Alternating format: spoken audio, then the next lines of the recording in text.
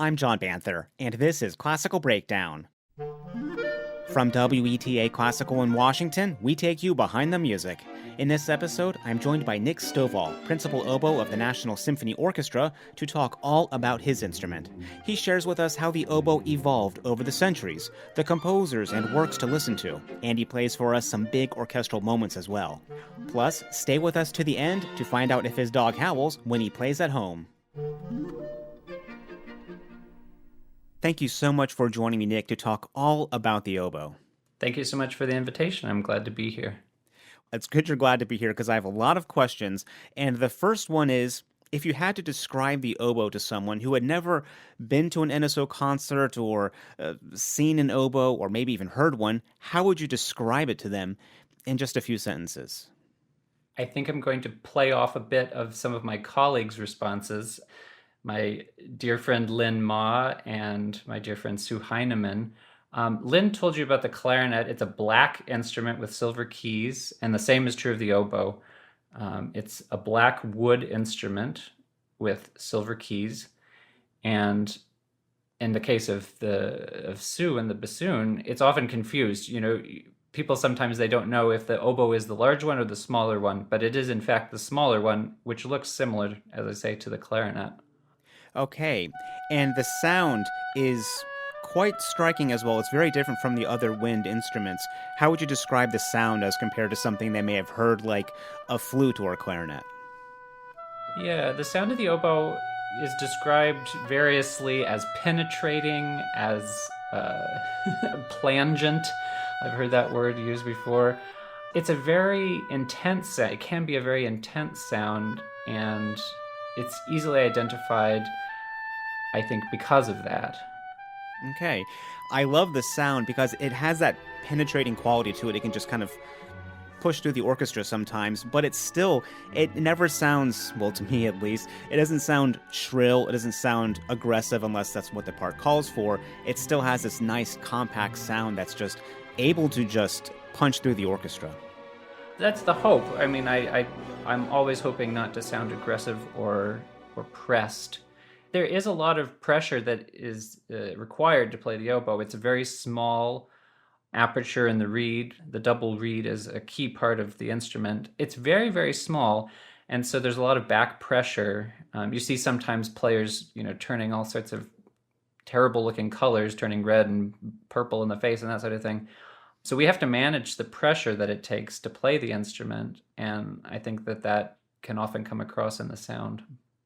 Let's talk about that pressure for a second, because that's something I think a lot of people don't quite understand, in that the oboe has what seems to be the opposite problem of instruments like flute or tuba, which you can just freely let go of the air and the instrument will just take it. With this, you have all of that pressure. It's like if you have a straw and you close off one end, but just one tiny little pinhole, and try to blow through it. You see people's necks kind of get inflamed. Yeah, maybe they're turning funny colors. Yeah. How is that? I mean, that's got to be quite something to either get used to, or maybe you don't even get used to that. What you say is true, that it's exactly the opposite of the flute, where there is really no resistance, and then on the oboe, it's probably the most resistant thing you can think of. We manage that by trying to craft the reeds to suit the player. We think a lot about the different muscles that are involved, and we use our abdominal muscles all the way down, as many of the other instruments do too. But we have to think really consciously about where that pressure is being held. Is it in the mouth? Is it in the throat? How much of it is getting concentrated at the reed? Because the pressure that we feel as players should not translate ideally to the ear of the listener, because we want to create a smooth floating line. We don't want to have the sense that it's stopped up and full of difficulty. Another question I have about pressure is about breathing. For me, in my instrument, which the tuba just takes the air from you, basically, there are times where if you're playing higher or in the middle register, where you actually have too much air built up, that pressure I think you feel when you play the oboe. But when that happens to me, I'm able to breathe out slowly while I'm playing through my nose to relieve that pressure. Is that something that the oboe can do, or is it just something you need the pressure? Well, actually, it crops up in terms of actually planning, I think. You have to plan your breathing on any wind instrument, obviously. Like where you're going to take your breaths, you want them to be making sense musically. But in addition to the breaths that you take in, as any of the other wind instruments do, we actually spend quite a bit of time thinking about where you're going to breathe out. Mm. In an extended passage or in a solo that you might play, a concerto or something like that, just as often as you plan places that you're going to take a breath in, you have to plan places where you're going to breathe out because, as you say, you end up with this kind of stale air that you need to expel before you can get fresh, nourishing oxygen. Okay, that's so interesting. That's something that I think most of us would not know, of course, unless we're talking to someone who actually plays the instrument itself. So, where did the oboe come from? Like, what time period do we see it coming into music? Did it come from an older instrument? Tell us about that. Yeah, so the probably the oldest relatives would be what you call a shawm. Think of the maybe in an old cartoon or something like that, or a children's book where you see the snake charmer playing and drawing a snake out of a basket or something like that. The instrument that he's probably playing is what you would call a shawm. It's a double reed instrument, really super basic, no keys on it. It's probably just a piece of wood that's been turned down with some holes in it, and a really basic kind of double reed. So I think that's where you can trace the beginnings of what is now an oboe. Around about the time of Bach and Telemann and Handel in the Baroque period, it starts to get it's a more refined instrument. It still has no keys. It's still made out of wood, but the reed becomes a little bit more refined. And those composers use the instrument in a very soloistic role. The music of Bach contains so many gorgeous lines for the oboe in the cantatas, in the orchestral suites, and the Brandenburg concertos. The first two of them have prominent parts for oboe. It's really used not just as an instrument to double the violins, and to kind of increase sound, but to be a soloist in its own right. So that sham, I think that's like from like the 13th century. That's really old.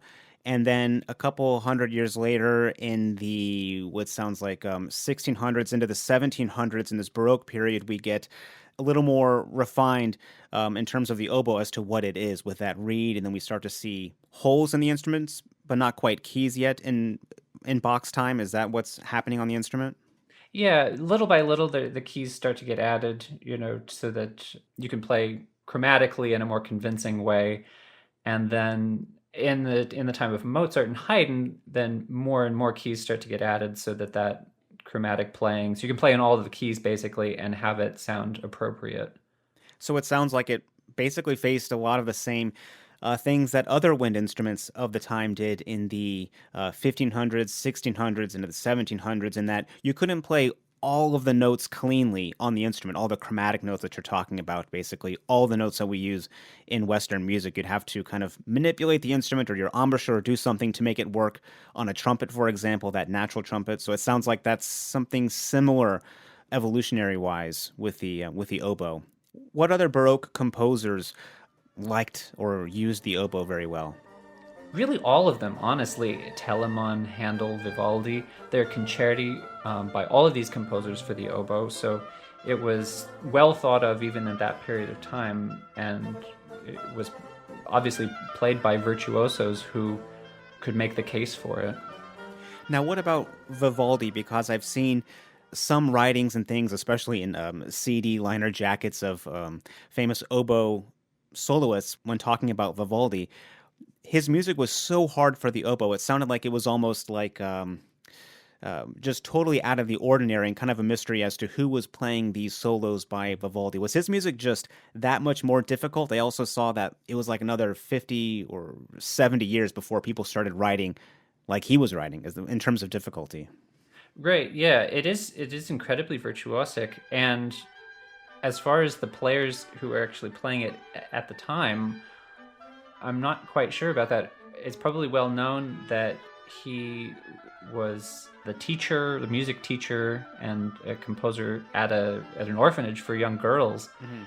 And so maybe there was a really hotshot group of young ladies who could play this music. I don't know, but what you say is true. It's incredibly virtuosic and challenging in a way that still presents challenges on a modern oboe. And looking forward now from the Baroque period, Bach and Vivaldi, you mentioned that the instrument gets more keys or is evolved in a way where it can play all the notes that it needs to in the time and writings of Mozart and Haydn. Did they kind of write for the oboe in kind of an extended way, the same as Bach and Vivaldi? Or did they do something new, thinking like Bach separated it from the soprano or the violin? Did other composers do even more adventurous stuff when it comes to like the late 18th century? Yeah, well, the expansion that occurred there is in terms of range. One thing that really jumps to my mind is the Mozart Oboe Quartet, which is a kind of middle period work. It's the critical number is 370, and it was written for a specific player. It expands the range of the instrument, that the notes, the actual notes that we play in both directions. It goes up to a high F above the treble staff, and it goes down into the lowest register of the instrument around middle C.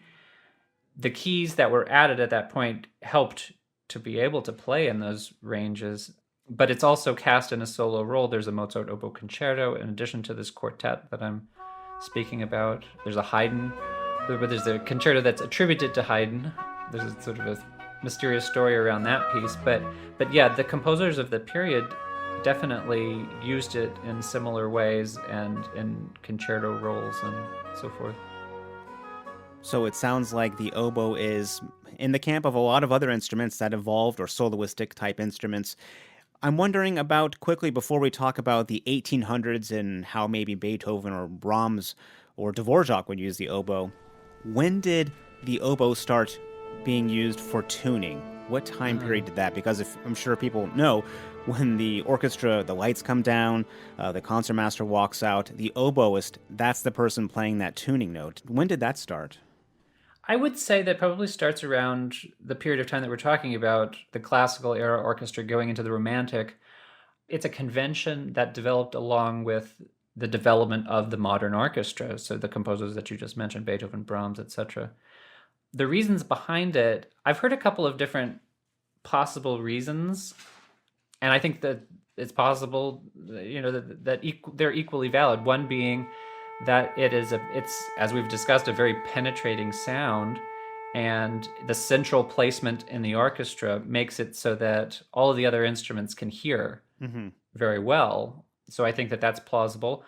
Another explanation, which makes sense to me, is that unlike many of the other instruments, like the string instruments have tuning pegs, you can turn the tuning pegs to fine tune on the stage. Clarinet, trumpet, all the brass instruments, you can pull and push tuning slides and parts of the instrument. You make it longer or shorter in order to fine tune the intonation. On the oboe, once you've made the reed, there's really not a lot of adjusting to be done, certainly not on the fly on the stage. So in that way, the oboe is fixed in place. Mm. I can change a reed, but I can't really, I mean, I can change to a different reed, but I can't really change the reed that I'm playing on.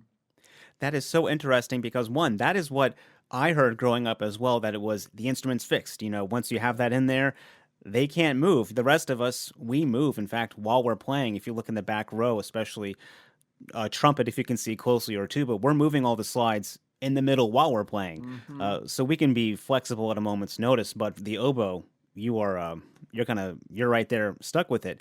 And early on, the orchestras were quite smaller. They were much smaller than today. So the oboe has that penetrating sound, but maybe that wasn't even so necessary back then. Mm-hmm. Yeah. And I think, as you say, it's true that the orchestras get bigger, they get louder, and perhaps that convention just kind of found its place and stuck around. Okay, so now going into the 1800s, into what we like to call the Romantic period, how does the oboe change from there? Are there more technological advances, more musical advances in how composers are using the instrument? As far as technological advances, it sort of goes little bit by little bit until the latter part of the 1800s. I would say it's really not until then that we start to see something that resembles a modern oboe. Hmm.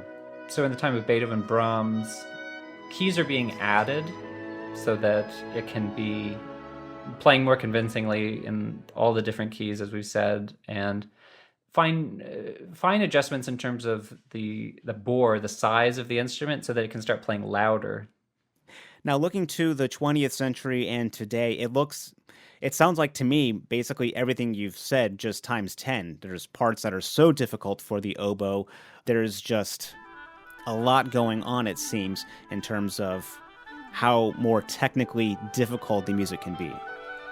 That's right. The demands on the players rises exponentially. The composers, because of developments of the instruments themselves, the composers start to write more difficult passages, and so the things just sort of feed off of one another. And then you've got hotshot players that come along and that can exceed the demands of even the composers, or the exceed what the instruments could have previously done, and that also moves things forward. So it all begins to move even much more quickly.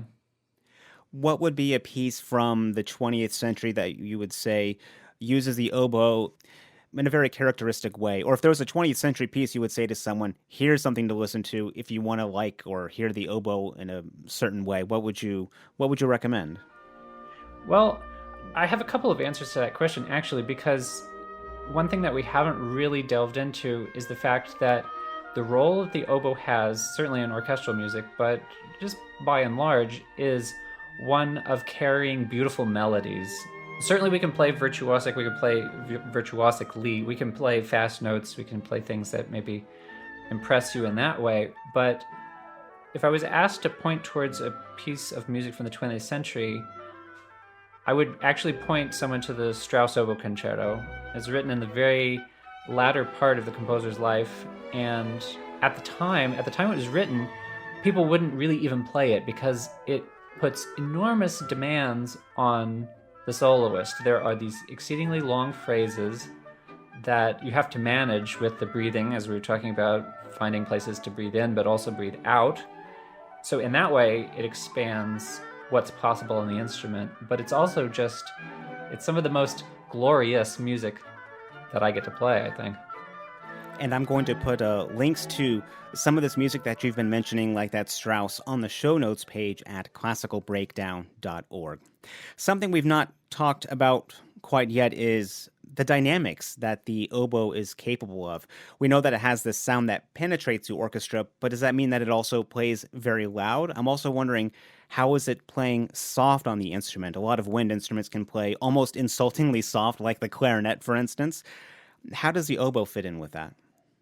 Yeah, so the dynamic range of the oboe really is much more limited, I would say, than many of the other instruments, kind of in both directions. Like, we certainly can't play as loud as a trumpet or a trombone, something like that. And we have a difficult time managing the really soft end as the way that the clarinet plays. I like the frame around that you put, that it's insultingly soft. So we're constantly trying to expand this. We want to give the impression of a huge dynamic range, but we're dealing with rather limited means. Actually, the range, the notes that the instrument can play is rather limited as well in terms of some of the other instruments. We're basically dealing with kind of a 2.5, almost 3 octave range at the best of times.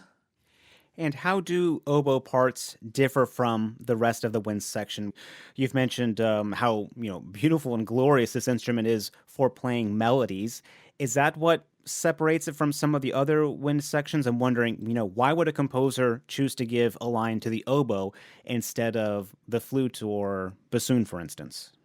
Yeah, I've heard it described this way, that often when there's a change of mood, maybe a composer is going from a passage of exuberance to a passage of somewhat more introspection, oftentimes you'll find an oboe solo. So it's a very, I think, because of the penetrating quality of the sound, it can be an emotional kind of instrument, and the composers, really from the time of Beethoven, Brahms, all the way through, use it in that way, that to convey some kind of emotional quality. Mm. That makes sense as you're describing when there's this change because when the instrument comes in, it naturally changes the sound and texture of whatever's playing with it. If it's just the wind section or if this is coming out right with the strings alone or something, it has that power to just dramatically shift the feeling of the music. So we've been talking about your oboe, but there are other instruments in this oboe family, right? Can you tell us a little bit about that? Right, yeah. So similar to the other wind instruments, there's the main one that everybody sort of knows. There's the flute, but then there's also the piccolo and the alto flute. On the oboe, there's the oboe that we're speaking about, but there's also an English horn, which is the alto, or I guess suppose actually tenor member of the family. It's pitched in the key of F. The oboe is in C. So when we play a C on the oboe, when I read a C on the oboe, the note C comes out. So the English horn is lower pitched, it's in F. And between the two, there's the oboe d'amore, which is pitched in A. And there's even one even lower than the English horn. It's called bass oboe, which is in C again. So it's pitched an octave lower than the oboe. So another question I have is how old is your oboe? The oboe, the instrument that I actually play. Yeah, the instrument that you actually play in the orchestra. So the one that I'm playing most often is about 3 years old. Oboe players tend not to keep their instruments as long, certainly as long as a string player or even a flutist or bassoonist might. Some of those players might use the same instrument for an entire career. Oboists are often changing instruments every few years, largely to do with the fact of that conical bore. Once the bore gets a little larger at the top, the response characteristic and the tone quality of the instrument actually starts to change a bit, and you can start to feel like you're missing out on something. That is a fun, interesting thing about the oboe because we look at other instruments that are centuries old, unknown even, or, there's just so many things that are always about playing really, really old instruments. And for the oboe, it's interesting, but also very sad for you that you, one, have to part with this instrument that you've done so many great concerts on. But of course, you part with it because it's not doing the things you need to do. Because all that pressure, the moisture, the changes, and all of that stuff when you're playing it, and then when it's sitting by itself, that must have quite a toll that leads to that. Yeah, it's a living, breathing piece of wood. Wood changes over time. The wood floors in your house or the wood furniture that you have, it's actually always changing. And when you're dealing with such fine parameters as you are with a woodwind instrument with the oboe, once those changes start to happen, things shift and it's not really quite the instrument that you used to have. Talking about technological advancements, maybe one interesting thing that bears on what we're talking about is that the makers of oboes recently have, many of them, begun using a synthetic upper part, the inner part of the wooden instrument. They insert it with a piece of plastic and then make the bore from that. Mm. So the final measurements are made that way. The thinking being that plastic isn't going to shift and move as much as a piece of wood is, and so you might be able to have a longer lasting instrument, or at least one that is more consistent. And I'm sure there's all kinds of discussions, maybe fights, as to is it should you be playing on plastic or is the resonance the same, all of that kind of stuff. I imagine there's also a lot of those kinds of discussions in oboe circles. I think so, but maybe with less puritanism than you would think, because a lot of players, especially ones that will play in orchestras or ensembles that do outdoor performances in the summers, say, or even thinking on the other end, if you play in a really cold church, Hmm. having a fully plastic upper part of the instrument can be a lifesaver because the wood cracks. And when the wood cracks, that necessarily changes the dimensions, it changes all sorts of characteristics. Not to mention, if it goes through the holes, the tone holes of the instrument, it can render the instrument unplayable. So it's a real worry, and a lot of people are moving towards at least just a synthetic upper part, if not the whole instrument. Oh, that's so fascinating. I mean, there are so many factors that go into making these instruments, and then the technological advances that now let you use an instrument for even longer. And yes, musicians in cold churches know very well how painful that is, and even more painful when you're playing with the church organ as well, Yes, especially for you, your instrument that doesn't even move. right. Now, tell us about the reeds, because this is a huge part of being an oboe player, right? These reeds that you have to make yourself. So the reed making is a huge part of my life and my job as an oboe player. You really do have to do it yourself. It's so personal based on your own physiology, like the shape inside of my mouth, the amount of air that I am going to blow, how much air I want to blow. This is all very personal, and I have to be able to manage that with the reed that I'm playing on at any given moment. It's actually I'd like to say it's the most important part of my instrument, and I'm making it from scratch basically every day. How much time do you spend making reeds compared to how much you practice, for instance? Or how much of your day does it take up if you're doing it all the time? Well, it ebbs and flows, and it is largely dependent on what are my needs at the time. So, for example, I played with my colleagues in the NSO, the Haydn Symphonia Concertante, earlier this season. And leading up to that, I spent quite a lot of time making sure that I had a good stock of reeds that I could depend upon. If it's a lighter week or a week where the orchestra isn't playing, then I blessedly get to spend a little less time at my reed making desk. So in that way, it ebbs and flows. Okay. I mean, it sounds like you do appreciate the break from making reeds. The way you described it there, you felt a little jubilation of when the week is a little slower, I get to make reeds less. Yeah, and if it's gone well for a period of time, then you have kind of a little stockpile, which feels nice. So depending on the characteristic of the cane, the reeds are made from cane, as the bassoon reed is. It's a natural material. Sometimes they last longer than others. You always want to be in the position that you're cultivating new talent. You've got something new that's coming up that's you think that's going to be pretty good. You want to have stuff that is good, that is reliable, and then actually it is useful to have ones that are maybe a little past their prime, but that you keep them around just in case, or to do some specific type of repertoire. And about how long is a reed lasting? I mean, it's hard to put a number on that. Are we talking weeks, months, days, Um, all of the above? all of the above. Yeah, it really depends on the piece of cane. Oboists and bassoonists are talking about hardness all of the time. How hard is a piece of cane? And it's a little bit esoteric. People have kind of mysterious ways of measuring this, or they have in the past. Everything from like dropping it on a tabletop to listen to, what is the pitch of the sound that comes out, things like that. You can rub your thumbnail across. If it's too ridgy, maybe that means that it's a soft piece of cane. And the inner part, is it kind of mealy and shredded looking? All of these kinds of things kind of go into how we characterize the cane.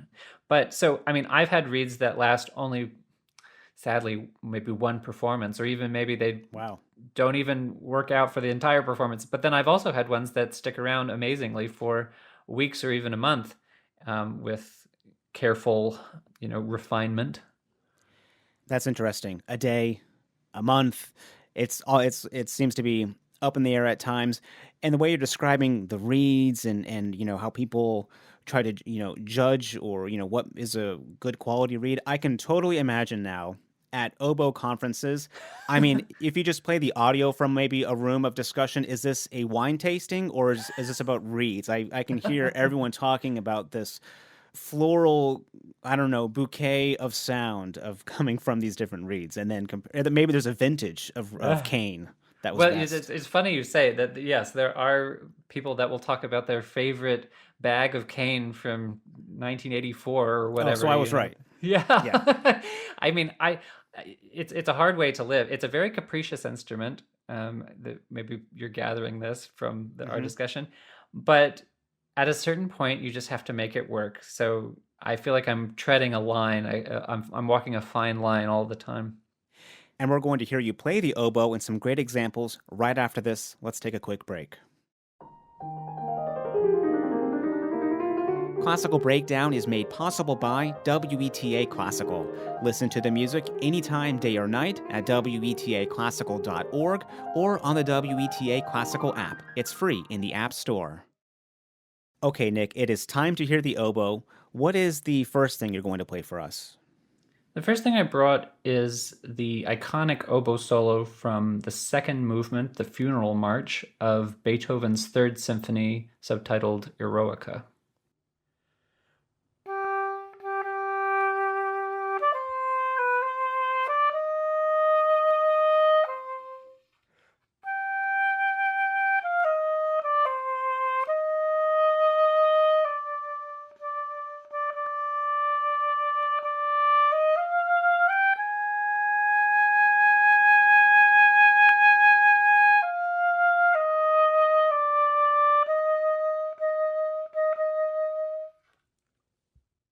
That was beautiful. Tell us about this. What is this like for you as the oboe player playing this, either emotionally or musically?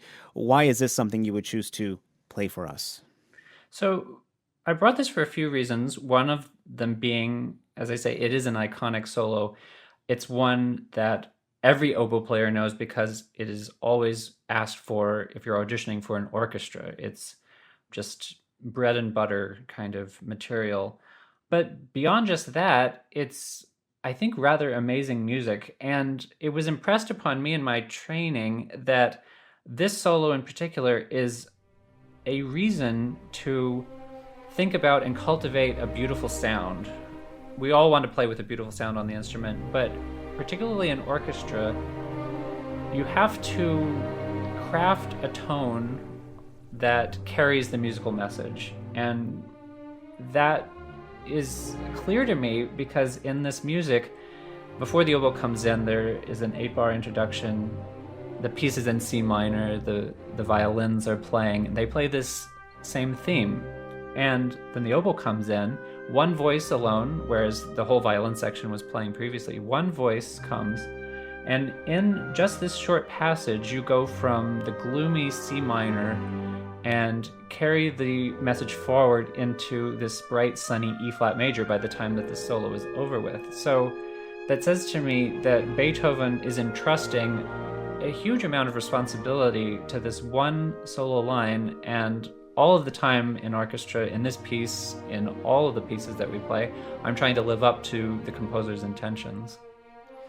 That sounds like really a great example of something you mentioned before, in that the oboe is great in its use of character change. When it comes in, the mood can change. Composers use it in that way. And with Beethoven, as you're describing C minor into E flat, you're pulling the orchestra along with you into this whole new key by yourself.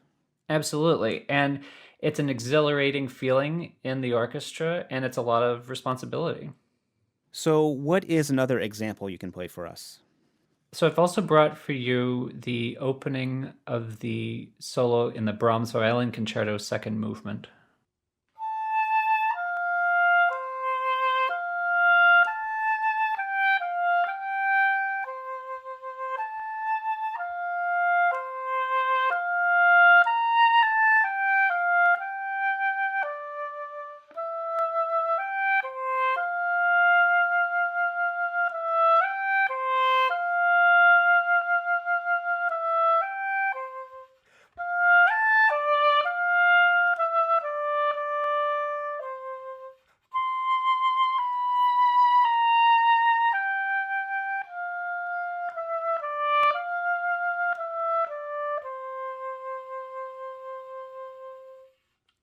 Absolutely beautiful. And that is quite different from the Beethoven as well. It feels like at certain points, every note has so much length and determination to it almost. Describe for us, how is this one compared to the Beethoven, or what makes this one unique? So this is another example of the oboe getting to play just a gorgeous, beautiful melody. It's distinct from the Beethoven, I believe, because it's in the second octave. It's in a higher range of the instrument here. And of all of the great composers, Brahms is the one that really requires breadth in the second octave, which is not an easy thing to accomplish. And is this one also used in auditions for orchestras or summer festivals, conservatories? Yes, it is another one that everybody really must know. And it's an iconic moment in repertoire. It occurs at the beginning of the second movement, and the oboe plays this extended melody while the violin soloist stands there doing nothing for a long time. I mean, it's I want to say it's about 2 minutes of music, and the oboe gets to play the most gorgeous melody in the whole piece, really, if you ask me. And the violin soloist has to just stand there and listen. What is it like when you're playing that and you're playing and a famous violinist is sitting right there 20 feet away from you, looking at you? I don't know. What is that like? Well, I've had some really lovely experiences with that. I haven't encountered a violin soloist who actually was perturbed by it, but it has been really gratifying to see a famous soloist maybe turn their head and incline towards me a little bit and give some nod of approval. That always makes me feel nice. Asking about what it feels like also leads me to think it's interesting when we play these pieces, when we play these excerpts, like I did for you, out of context, just the one line alone, it is such a different experience with all the other instruments around. And this is a good example of that, I feel, because the orchestration in this Brahms is quite thick. All of the other woodwinds are playing. It's not just an oboe solo with strings playing around or something like that, there's that kind of contrast. No, it's really like ensemble playing, and it makes me think of repertoire like the Mozart serenades. They're these gorgeous pieces of music that were written for just solely wind ensembles, and this Brahms has that feeling. What is another example from the orchestra you can play for us? So the other thing I have for you is a short excerpt from the second movement of Debussy's La Mer.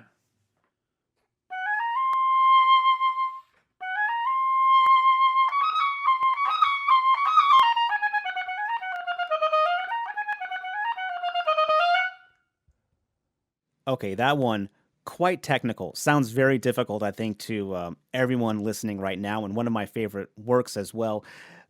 Give us some context to this. What's happening? What is the role of the oboe in this moment with all of these notes played so closely, so fast together? So the title of this second movement in Debussy's score is The Play of the Waves.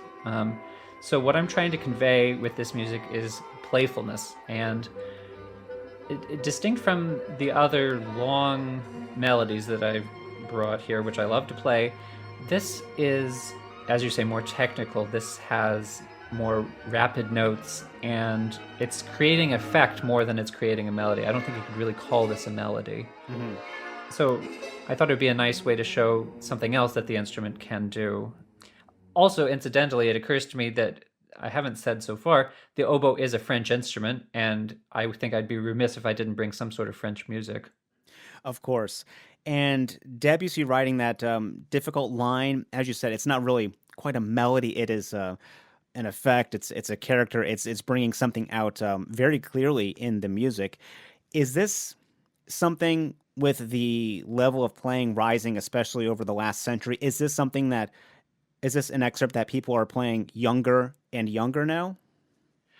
I think so. I do think so. It's also one that is maybe becoming less and less extreme. Maybe in Mm. previous generations, players would have maybe some fear even approaching this, and it's now getting to the point where it's just part of what we do, and maybe that fear has been dissipated somewhat. Now, a question about the reed and with these excerpts you just played. You played all of them on the same reed, but is that something you would do in a concert? Would you use that same reed that you just played the Debussy on for that Beethoven funeral march? No, it's very perceptive of you to ask that question. Absolutely, I would not. I think the requirements of that Debussy being in the upper octave, having rapid articulation, if I was playing the full work I would definitely be gearing my reed making that week to the piece, Hmm. which would be distinct from a week of Beethoven third. But also in an audition situation, to keep going back to that, it's not really feasible to think that you could change reeds for every single excerpt on an audition list, because you would be required to play the Beethoven third and then the Brahms violin concerto and the La Mer and any number of other things on the same reed. So it is something that is required at certain points. Let's get into your role now with the National Symphony Orchestra, your principal oboe, one of the high profile roles in the orchestra. Tell us about this. What is your role? What does that entail? So my role in the orchestra chiefly is to play the first oboe parts in the major repertoire. The National Symphony has four members of the oboe section. There's myself, there's an assistant principal, a second oboist, and English horn. So most of our repertoire has either two or three members of the oboe section required. So I share the principal parts, the first oboe parts, with the assistant principal. And part of my role is to manage that distribution, to make sure that nobody is feeling overworked, hopefully, and that we make accommodations for other things that are going on in people's lives, because we do exist outside of the orchestra. And of course, also, you are playing that tuning note at the Yes. concerts as well. That must be an experience itself. On one hand, I think that's kind of nerve wracking. It's just you, the 100 members on stage and everyone's quiet, the hall's down. I mean, as musicians, we're used to performing and managing any emotions that come with that. I also think, well, if you've been doing it since you were 13 years old in middle school band, maybe playing the tuning, maybe it's totally not even a thought almost. What is it like? Well, it's still a thought for me. Maybe there are other friends and colleagues of mine that feel differently about it. But I mean, it feels like I play a solo before the concert even starts. You do. Yeah. So, and again, kind of touching back to something I said before, it feels like a responsibility, and I try to take that really seriously. It is literally setting the tone for the concert, Maybe it's not, I'm not under any illusion that my colleagues are listening to what I play and vastly changing the intonation of the instruments. Really, the function of that exercise is checking. You sort of check in, you get set for the concert, you make sure that we're all pulling in the same direction. And as I say, I feel responsibility for that. So I want to play a note that is beautiful, that has a beautiful sound, that has, yes, the right pure intonation, and that's inviting, that my colleagues want to play with me. So you are playing the first oboe parts, distributing that amongst the second oboe, also managing English horn, and the assistant is also playing those on occasion as well. What is the reason why they would be playing? So they would be playing when you are not playing. What is an example of a reason why that would be happening? Well, it's to distribute workload. We play a lot of concerts, we play a lot of weeks of concerts, and in order to make sure that everybody is at their optimum, we distribute the workload that way. So often you would see a concert, you would come to a concert, there'd be an intermission, and most likely the assistant principal would play before the intermission, and I would play after the intermission. And so that's not always the case, but it's a kind of a good template to think about the way that we distribute things. And often because after the intermission is when some bigger works are programmed, and those might be the ones where the big solos that fall onto your shoulders. That is certainly a reason, though. In the case of this Brahms violin concerto, there are plenty of pieces in the concerto repertoire that maybe a principal, certainly principal oboe, would opt to play. What is your communication like with the rest of the wind section? Because you've described how you manage the oboe section. What is the communication like with the people on your right, people behind you, the flutes, clarinets, bassoons? Yeah, it's a very collaborative relationship, and that's another thing that I really value about my role, is getting to work with those other players. It's a bit like chamber music, really. we don't have the same latitude as we would if there wasn't a conductor, but the conductor helps shape the performance, and we communicate about what we'll each do in turn. It sounds like your dog is also trying to He's do communicating. do an oboe call. Yes, yes. I've got a beagle here who is very vocal. Now, a question for about your dog. Does your dog howl when you practice? No, actually. Um, You sure? he's howling right now because he wants to be let out in the backyard. But I got him as a foster dog first. We didn't adopt him straight away, and the day that he came home with us, I needed to practice. I came up here into my study, and I have a chair, like a comfy chair to sit in and listen to music and relax. And I sat down. He followed me up here, and I started to work and practice. He jumped up into the chair and immediately fell right to sleep. And I knew from then that he was going to be. It was sort of over. He was definitely not just going to be a foster dog. So he has been a good companion ever since. Oh, I love it. Because sometimes we have dogs and they'll howl, but I think it's for us. They think we're howling, and Hmm. so they want to howl as well. So if someone starts playing, they'll just run to the other room and start doing it because they think, "Oh, it's time to howl in the Yeah. other room now." Yeah. No, he actually really just loves music, and Oh, he very often when I'm practicing, he'll come in the room and just fall asleep. oh, I love it. Now, there's another question I like to ask everyone, and you can change names if you want, time periods, countries, I mean, anything at all. And if you don't have an answer, that's an answer in itself. But I'm wondering, what is just kind of the craziest or wildest thing that's happened to you in a performance? Um, One thing that comes to my mind was an experience I had playing some chamber music. It was with my National Symphony colleagues, and we were playing in a venue that was pretty small, and the audience was very up close to us. We were on a stage, but the audience was very close. And the piece we were playing was a Prokofiev quintet, which is it's an interesting piece of music written for violin, viola, double bass, oboe, and clarinet. So a kind of not usual ensemble. And I don't think that the people that had come to this concert knew what to expect at all because we began playing, and someone in the audience directly to the left of me, in full voice, says, as we start, "Oh my." And it just went from there. I mean, it was really not at all, what they were expecting, I'm sure. Like in a George Takei kind of way, or Yeah. That was sort of the tone of voice. combination of, oh my goodness, what am I going to sit through now? And Yeah, exactly. oh my God. So, I mean, it takes you out of the moment Yeah.